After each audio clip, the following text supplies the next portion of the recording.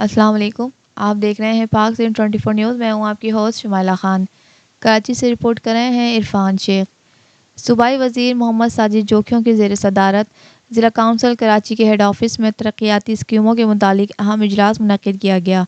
इजलास में peoples party Malir के सदर और वज़ीर आला सिंध के ख़ास मुआविन सलमान अब्दुल्ला मुराद, एडमिनिस्ट्रेटर ज़िला council Karachi Noor Hasan Jokhio, information secretary Mir Abbas Talpur, chief officer Ayaz Hameed Baloch, chief engineer Asif Ali Shah समेत ज़िला काउंसिल कराची शोबाजात के तमाम अफसरान ने शिरकत की।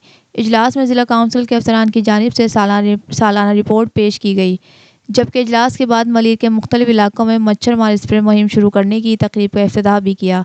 इस मौके पर सूबाई वज़ीर मोहम्मद साजिद जोखियो ने सहाफ़ियों से बात करते हुए कहा कि ज़िला काउंसिल कराची की इंतज़ामिया मलीर समेत कराची के दही इलाकों में आवाम को बुनियादी सहूलियात फराहम करने के लिए दिन रात काम कर रही है। मलीर के गोठों में मच्छर मार स्प्रे के लिए नई मशीनरी खरीदी गई है ताकि तमाम गोठों में मच्छर मार स्प्रे हो सकें। उनका मज़ीद कहना था कि मैंने ज़िला काउंसिल के अफसरान को सख्ती से हिदायत की है कि आवाम के मसाइल को फौरी तौर पर हल किया जाए। जो ऑफिसर काम नहीं करेगा उसके खिलाफ सख्त कार्रवाई की जाएगी।